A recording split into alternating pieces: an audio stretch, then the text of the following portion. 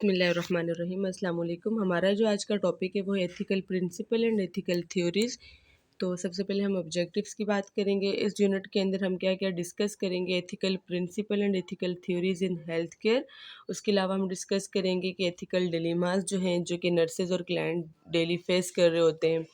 उसके बाद हमारे पास है ऐसी स्ट्रेटजीज़ जो हैं जो कि एथिकल डिलेमा को रिजॉल्व करेंगी डेली नर्सिंग प्रैक्टिसेस के अंदर, और list the steps of ethical decision making. उसके बाद हमारे पास आता है एथिकल प्रिंसिपल। तो एथिकल प्रिंसिपल हमारे पास क्या होते हैं? Ethical principle are the set of ethical rule, यानी एथिकल रूल का ऐसा सेट होता है हमारे पास जो कि हम एक फ्रेमवर्क और एक ऐसी टूल प्रोवाइड कर रहा होता है और फैसिलिटेट कर रहा होता है इंडिविजुअल्स को कि अगर सोसाइटी के अंदर कोई भी ऐसा कॉन्फ्लिक्ट हो जाए तो उसको एक फेयर और मॉरल मैनर से किस तरीके से रिजॉल्व किया जाता है। तो ये सब हमें एथिकल प्रिंसिपल बताते हैं। कुछ एथिकल प्रिंसिपल मंदरजा झेल हैं, जैसे कि सबसे पहले हमारे पास आता है अकाउंटेबिलिटी। अकाउंटेबिलिटी का मतलब होता है आंसरेबल, यानी जवाबदेह।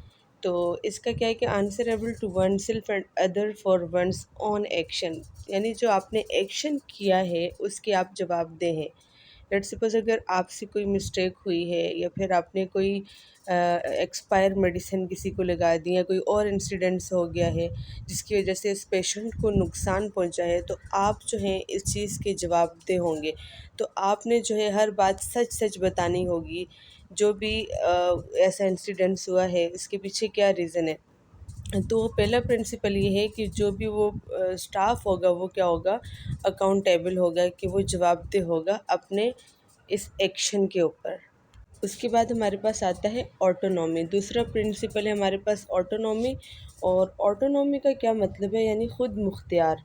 इसका ये मतलब है कि जो पेशेंट होगा उसे ये हक है, उसे ये राइट है कि वो अपने फ़ैसले जो हैं वो ख़ुद ले सके अपनी मर्ज़ी से।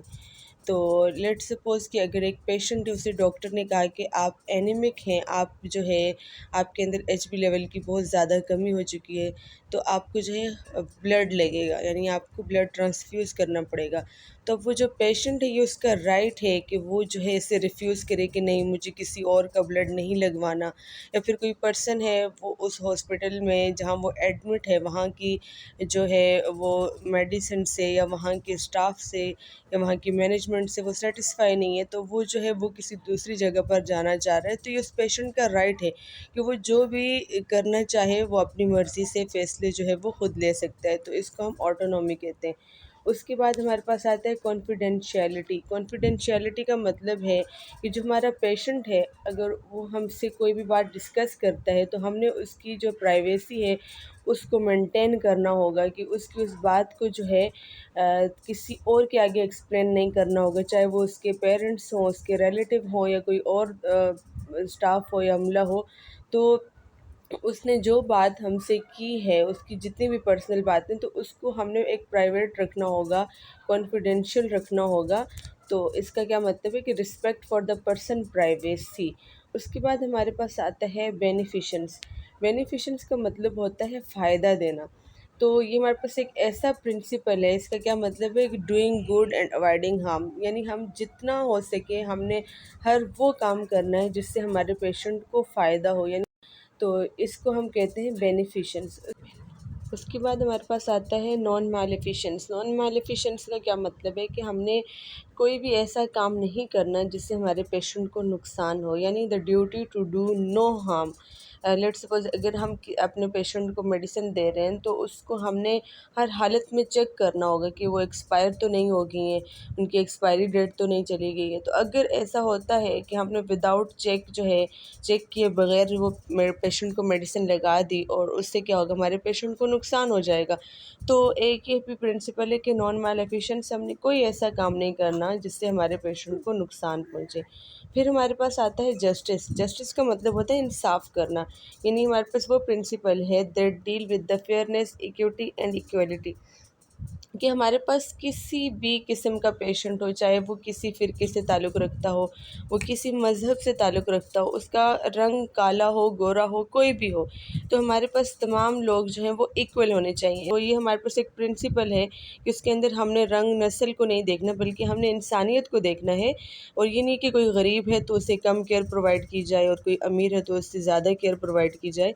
तो हमारे पास इसके अंदर आ जाता है जस्टिस, यानी हमने इंसाफ के साथ केयर प्रोवाइड करनी है। जिसको ज़्यादा नीड हमने उसको देखना है, उसकी अमीरी, गरीबी, रंग, नस्ल, कलर को नहीं देखना होगा। उसके अलावा हमारे पास आता है फिडेलिटी। फिडेलिटी का मतलब होता है कि हमने अपने पेशेंट के साथ जो भी प्रॉमिस किया है, जो भी एग्रीमेंट किए हैं, उसे हर हालत में फुलफ़िल करना होगा। इसकी एक एग्जांपल ऐसे कि लेट्स सपोज़ अगर एक स्टाफ है, वो बेड नंबर 3 पर एक पेशेंट है और उसे वो जो है ड्रिप लगाने जा रही हैं, तो जैसे ही वो वहाँ जा रही होती है और बेड नंबर 2 वाला पेशेंट उन्हें आवाज़ देकर बोलता है कि स्टाफ मेरा जो है, मेरी ड्रिप ख़त्म हो चुकी है, तो आप इसे रिमूव कर दें। तो आप उन्हें क्या बोलेंगे? वो जो स्टाफ होगा वो बोलेगा कि मैं जो है पेशेंट की ड्रिप लगा के अभी 5 मिनट में आता हूँ। तो जैसे ही वो पर्सन जो वो स्टाफ है वो बेड नंबर 3 पे जाके उस पेशेंट की ड्रिप लगाएँगे और फिर वो वहाँ से भूल जाएँगे और उस पेशेंट के पास नहीं आएँगे। तो इसका मतलब ये एक गलत बात होगी। आपने उससे एग्रीमेंट किया था, आपने उसे प्रॉमिस किया था कि वो बेड नंबर 3 की ड्रिप लगा के आपके पास आएगा वापस, तो वो जो नर्स है वो नहीं आता। तो ये एक गलत चीज़ हो जाएगी। तो यानी फिडेलिटी का मतलब है कि आपने जो भी एग्रीमेंट किया होगा या जो भी प्रॉमिस किया होगा अपने पेशेंट के साथ, उसको आपने फुलफ़िल करना होगा। उसके बाद हमारे पास एक और प्रिंसिपल आता है जिसे कहते हैं वेरासिटी। वेरासिटी का मतलब है कि आपने हर हालत में पेशेंट से सच बोलना है, यानी जो भी उसकी डायग्नोज होगी आपने उसे सच सच बता देना है।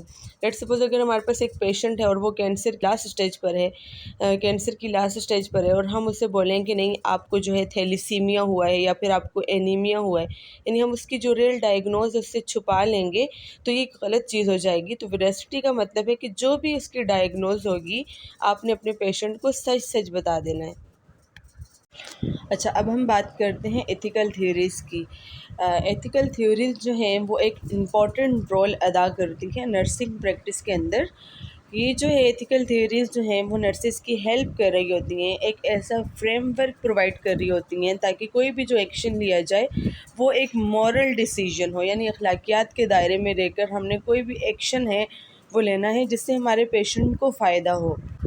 तो हमारे पास जो है वैसे तो सेवरल एथिकल थ्योरीज़ होती हैं, लेकिन हम यहाँ पर जो है कुछ इंपॉर्टेंट थ्योरीज़ की बात करेंगे।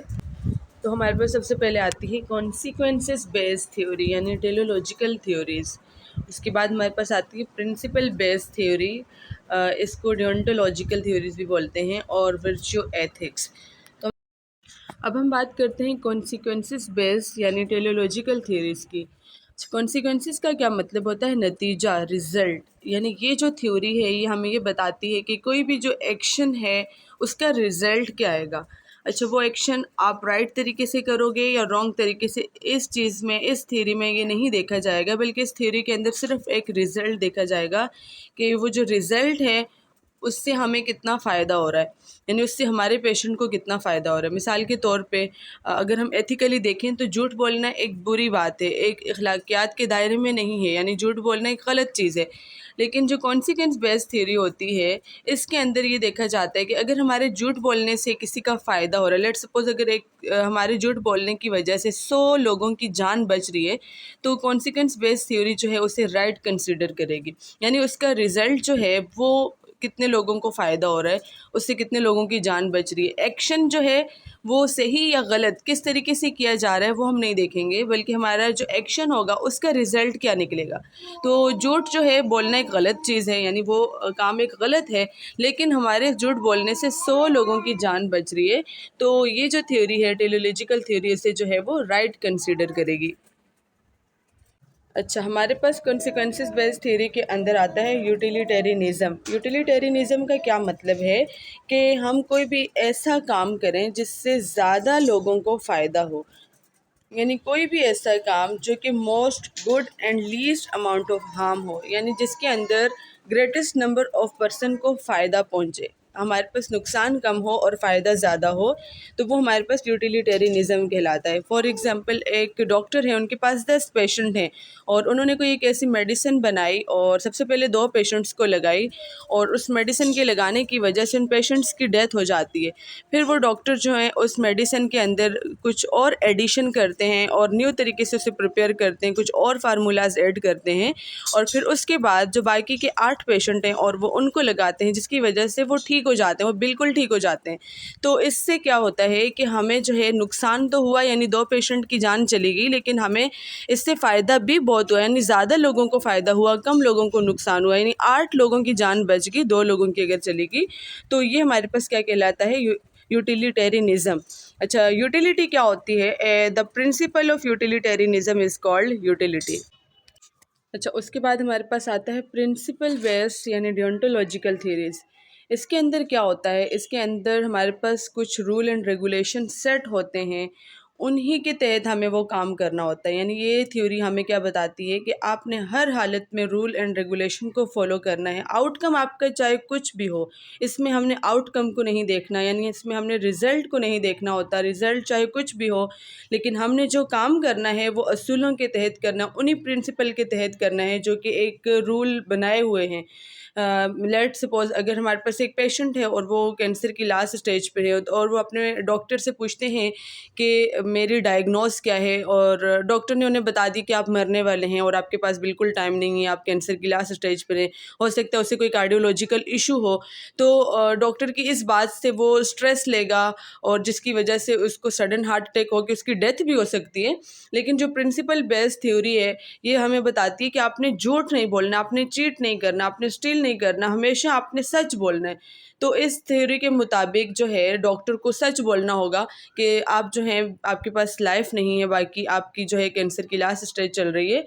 तो ये जो थ्योरी है, ये कहती है कि चाहे आपका रिज़ल्ट कुछ भी हो, इसमें बेशक पेशेंट की डेथ भी हो सकती है, तो आपने हर हालत में जो है प्रिंसिपल को नहीं तोड़ना, रूल एंड रेगुलेशन को नहीं तोड़ना, आउटकम आपका जो भी हो। तो ये वाली थ्योरी जो कहलाती है डियोंटोलॉजिकल थ्योरी कहलाती है, जिसके अंदर हमने रिज़ल्ट को नहीं देखना होता, सिर्फ़ और सिर्फ रूल एंड रेगुलेशन को फॉलो करना होता है, अपनी ड्यूटी को प्रॉपर अंजाम देना होता है। अच्छा, उसके बाद हमारे पास आता है वर्च्यू एथिक्स।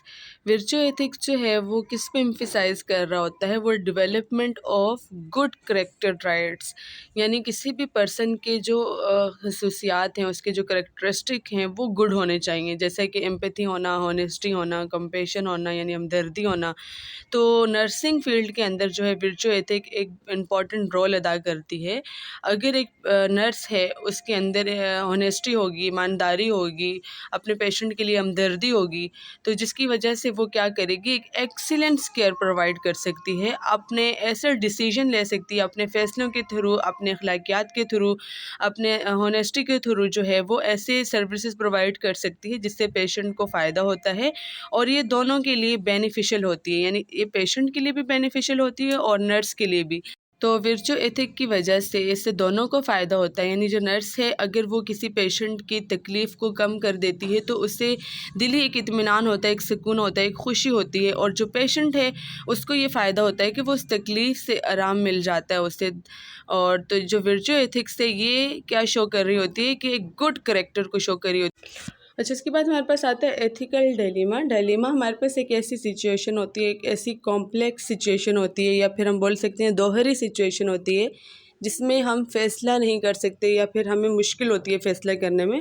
जिसकी एग्जांपल जो है हमने प्रीवियस वीडियो के अंदर भी डिस्कस की थी कि हमारे पास एक आईसीयू है और उसके अंदर हमारे पास 2 पेशेंट और 1 वेंटिलेटर है और दोनों पेशेंट को वेंटिलेटर की नीड है, तो हम कौन से वाले पेशेंट को जो है वो वेंटिलेटर प्रोवाइड करेंगे। और दूसरी एक एग्जांपल ये भी आ सकती है कि हमारे पास एक ऐसा केस इमरजेंसी में लाया गया कि जो एक 16 ईयर ओल्ड एक फ़ीमेल पेशेंट है और जिसकी हिस्ट्री है कि वो सीढ़ियों से गिरी है और जिसकी वजह से सीवियर ब्लड लॉस हो रहा है, तो डॉक्टर जो है इमरजेंसी में उन्हें बोलते हैं कि इन्हें ब्लड ट्रांसफ्यूज़ की ज़रूरत पड़ेगी, और अचानक से जो उनकी मदर हैं यानी जो पेशेंट है उनकी मदर जो है वो ब्लड ट्रांसफ्यूज़ करने से रिफ्यूज़ कर देती है और कंसेंट साइन नहीं करती। तो अब हमारे पास दोहरी सिचुएशन आ गई है कि मदर जो है वो साइन नहीं कर रही, वो रिफ्यूज़ कर रही हैं, और उसके अलावा डॉक्टर ने जो है वो एडवाइस किया है कि इससे ब्लड ट्रांसफ्यूज़ करना इम्पॉर्टेंट है, इंतहाई ज़रूरी है, अदरवाइज़ सीवियर ब्लड लॉस होकर पेशेंट की डेथ भी हो सकती है। तो अब हमारे पास दोहरी सिचुएशन आ जाती है, यानी डायलेमा एक ऐसी कंडीशन होती है, एक ऐसी कॉम्प्लेक्स सिचुएशन होती है जिसके अंदर हमें फ़ैसला करने में प्रॉब्लम होती है और हम फ़ैसला नहीं कर पाते। इसी तरीके से नर्सेज जो हैं वो डिफरेंट एथिकल डिलेमा अपने हेल्थ केयर सिस्टम के अंदर फेस कर रही होती हैं। फॉर एग्जांपल एक नर्स है, वो जो है 8 इल पेशेंट हैं उनको उसने ट्रीट करना है, उनको केयर प्रोवाइड करनी है। तो अगर वो किसी एक पेशेंट को फुल टाइम दे रही है, एफ़र्ट लगा रही है, उस पर रिसोर्सेज लगा रही है, तो उसे एक गुड केयर मिल रही है। लेकिन बाकी के जो 7 पेशेंट हैं उन्हें उस मुताबिक जो है वो केयर प्रोवाइड नहीं हो सकती, क्योंकि एक नर्स जो है वो इतना तमाम पेशेंट को इक्वल केयर प्रोवाइड नहीं कर पा रही, क्योंकि उसके पास 8 पेशेंट हैं, और तो जितने रिसोर्सेज वो एक पेशेंट को दे पा रही है, इतना टाइम, इतनी एफर्ट, इतने रिसोर्सेज दूसरे पेशेंट को नहीं मिल पा रहे। तो एथिकल डायलेमा आ जाता है कि वो इक्वली जो है केयर कैसे प्रोवाइड करे। दूसरी कंडीशन हमारे पास ऐसी आ सकती है कि हमारे हेल्थ केयर प्रोफेशनल के अंदर कोई हमारा कोलीग है, वो किसी अनएथिकल एक्ट के अंदर जो है वो इंगेज है। लेट्स सपोज अगर वो एक्सपायरी मेडिसिन लगा रहा है, तो हमने लाजमी उससे आर्ग्यू करना है। इसके अंदर हमारे पास 2 कंडीशन आ जाती हैं, यानी एथिकल डायलेमा ये आ जाता है कि अगर हम अपने उस कोलीग से आर्ग्यू करेंगे तो वो जो है हमसे नाराज़ हो जाएगा, और अगर हम आर्ग्यू नहीं करेंगे तो हमारा जो पेशेंट है उसको नुकसान पहुंचेगा, उसकी सेहत को नुकसान पहुंचेगा एक्सपायरी मेडिसिन से। तो अब हमारे पास ऐसी कॉम्प्लेक्स सिचुएशन आ जाती है कि हमने कौन सा फ़ैसला जो है वो करना होगा। तो ऐसी जो कंडीशन है जिसके अंदर एक कॉम्प्लेक्स सिचुएशन अराइज़ हो जाती है और हम फ़ैसला नहीं कर पाते, फ़ैसला करने में मुश्किलात सामने आती हैं, तो ऐसी कंडीशन को एथिकल डायलेमा बोलते हैं। अच्छा, हमारे पास कुछ स्ट्रेटजीज़ होती हैं जो कि एथिकल डायलेमा को रिज़ॉल्व करती हैं। तो सबसे पहले हमारे पास क्या आता है, identify ethical issues and problems. यानी जो भी प्रॉब्लम है, जो भी एथिकल डायलेमा है, जिस इश्यूज़ के अंदर हम स्टक हो चुके हैं, तो सबसे पहले हमने इसको आइडेंटिफाई करना है। Look at the dilemma for different perspective. तो हमने वो जो डायलेमा होगा, यानी वो दोहरी सिचुएशन होगी, वो कॉम्प्लेक्स सिचुएशन होगी जिसमें हम फंसे होंगे, तो उसको हम डिफरेंट पर्सपेक्टिव से देखेंगे। फॉर एग्जांपल एक वार्ड है, उसके अंदर 2 बेड हैं, और एक बेड पर हमारे कोई रिलेटिव एडमिट हैं और दूसरे बेड पर हमारे पास एक और पेशेंट है। तो हमारे पास एक ऑक्सीजन मास्क है, तो क्या अब हम जो है वो ऑक्सीजन मास्क अपने रिलेटिव को देंगे या फिर उस पेशेंट को प्रोवाइड करेंगे? तो अब हम दोहरी सिचुएशन में फंस चुके हैं। तो हमने डिफरेंट पर्सपेक्टिव से देखना है कि कौन ज़्यादा नीडी है। हमने ये नहीं देखना है कि सारा ऑक्सीजन मास्क जो है या फिर जो भी मेडिसिन है या तमाम रिसोर्सेज जो है वो सिर्फ मेरे रिलेटिव को ही प्रोवाइड हो, बाकी पेशेंट को हो ना हो इससे मुझे कोई मतलब नहीं।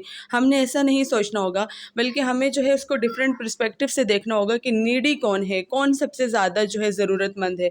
उसके अलावा जो है इसके कॉन्सिक्वेंसेस देखने होंगे कि जो है हमारा अगर हमारे रिलेटिव जो है, जो पेशेंट वो एडमिट है, अगर उसे इतनी नीड नहीं है, तो अगर लेट्स सपोज अगर मैं ऑक्सीजन मास्क अपने रिलेटिव को दे देती हूँ और उसके कॉन्सिक्वेंसेस ये होंगे कि उसे इतनी नीड नहीं थी एज़ कम्पेयर टू दूसरे पेशेंट के, तो हमने क्या करना होगा, जिसके लिए हमने वो चूज़ किया है, हमने उसके कॉन्सिक्वेंसेस को देखना होगा, रिज़ल्ट को देखना होगा कि हमारा जो डिसीजन है वो ठीक है या नहीं है, कौन ज़्यादा इफ़ेक्ट है और क्यों, कैसे, ये सारी चीज़ों को हमने जो है देखना होगा। और उसके अलावा जो है हमने जो भी हम फ़ैसला लेंगे वो हमने अखलाकियात के दायरे में रहते हुए लेना होगा। ऐसा नहीं होगा कि जो भी जितने भी रिसोर्सेज हैं, जितनी भी सहूलियात हैं, जो भी अवेलेबल हो वो हम अपने रिलेटिव को ही दें, बाकी पेशेंट को हम ना देखें। ऐसा नहीं करना चाहिए, बल्कि हमने ये देखना होगा सब पेशेंट हमारे लिए इक्वल हों, चाहे वो हमारे रिलेटिव हों या फिर कोई आम पेशेंट हो। तो हमारा जो डिसीजन होगा वो हमारे अखलाकियात के दायरे में रहते हुए होगा, यानी मॉरल लॉज के थ्रू होगा, यानी वो उनके ख़िलाफ़ नहीं होगा। और उसके अलावा हमने क्या करना होगा, गोल्डन रूल के तहत इसे देखना होगा कि अगर ये इस पेशेंट की जगह मैं यहाँ पर हूँ, अल्लाह ना करे अगर इस बेड पर मैं हूँ, तो और मेरे ऊपर ऐसे डिलेमा की अगर कोई सिचुएशन आ जाती है, तो इसको उस टाइम मैं कैसे रिजॉल्व करूँगा, फिर क्या होगा। तो आपने जो है सिमिलर सर्कमस्टांसिस के अंदर अपने आप को खुद रख के सोचना होगा। उसके बाद आपने क्या करना है कि उसका कोई अल्टरनेटिव जो है उसको देखना पड़ेगा, यानी आइडेंटिफाई करें और एनालाइज करें कि इसके अल्टरनेटिव जो है अगर कुछ हो तो हम उससे अपने पेशेंट की जान कैसे बचा सकते हैं। और फिर आपने जो भी सिलेक्ट किया है, जो भी अल्टरनेटिव सिलेक्ट किया है, उस सिलेक्शन को आपने फिर जस्टिफाई करना होगा। तो ये हमारे पास जो है स्टडी चीज़ है कि एथिकल डिलेमा को कैसे रिजॉल्व करते हैं। इसके बाद हमारे पास आता है ethical decision making. Decision making का मतलब कोई भी फैसला करना। तो एथिकल डिसीजन मेकिंग का मतलब हमने जो भी फ़ैसला करना होगा वो अखलाकियात के दायरे में रहते हुए करना होगा, और जो भी हम फ़ैसला करेंगे वो एक सिस्टमेटिक वे से होना चाहिए, यानी तमाम के तमाम एथिकल प्रिंसिपल और कोड ऑफ एथिक के थ्रू वो फ़ैसला होना चाहिए, रेदर देन कि उसके अंदर हमारे इमोशन हो, यानी इमोशनल बेस पर हमने कोई फ़ैसला नहीं करना। एथिकल प्रिंसिपल और कोड ऑफ एथिक के बेस पर हमने अपने पेशेंट के लिए वो फ़ैसला करना होगा जिसका हमारे पास रेशनल यानी रीज़न मौजूद हो कि हम फ़ैसला क्यों कर रहे हैं। और उसके अलावा जो भी हम फ़ैसला करेंगे वो एक गुड डिसीजन होना चाहिए जिसके अंदर हमारे पेशेंट का बेनिफिट हो, उसकी फैमिली का बेनिफिट हो, और ज़्यादा से ज़्यादा हमने ये कोशिश करनी है कि हमारा जो फ़ैसला होगा उससे हमारे पेशेंट को कोई नुकसान ना पहुँचे, यानी हमने जो भी डिसीजन मेकिंग किया होगा उससे हमारे पेशेंट को नुकसान ना पहुँचे बल्कि उससे उसको फ़ायदा हो। अच्छा, उसके बाद हमारे पास कुछ स्टेप्स हैं एथिकल डिसीजन मेकिंग के। तो पहला स्टेप हमारे पास है आइडेंटिफाई द मॉरल एस्पेक्ट। हमने मॉरल एस्पेक्ट को आइडेंटिफाई करना होगा। गैदर द रेलिवेंट फैक्ट, यानी उससे रिलेटेड जितने भी इश्यूज़ होंगे, जितने भी फैक्ट होंगे उन्हें हमने गैदर करना होगा। हमने क्या करना है कि determine the ownership of the decision, that is for whom is the decision being made and who should decide it and why. फिर हमने क्या करना है clarify and apply the personal value, जितनी भी पर्सनल वैल्यूज़ होंगी उनको क्लेरिफाई करके अप्लाई करना होगा।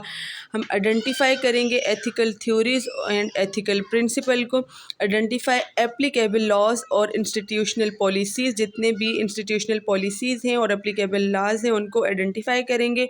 यूज़ कॉम्पिटेंट इंटरडिसिप्लिनरी रिसोर्सेज, जितने भी इंटरडिसिप्लिनरी रिसोर्सेज हैं उनको हमने यूज़ करना होगा।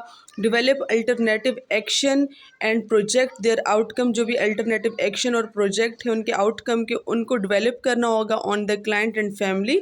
उसके अलावा फॉर ईच अल्टरनेटिव एक्शन, जो भी अल्टरनेटिव एक्शन होगा उसको आइडेंटिफाई करेंगे, उसके रिस्क को, उसकी सीरियसनेस को और उसके कॉन्सिक्वेंसेस को for the nurse.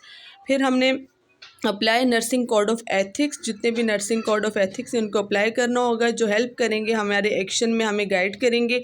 Participate actively in resolving the issue, और इम्प्लीमेंट करेंगे जो एक्शन हमने लिया, और लास्ट में जो एक्शन लिया होगा उसको हम एवेलुएट करेंगे। तो ये हमारे पास कुछ स्टेप्स हैं डिसीजन मेकिंग के।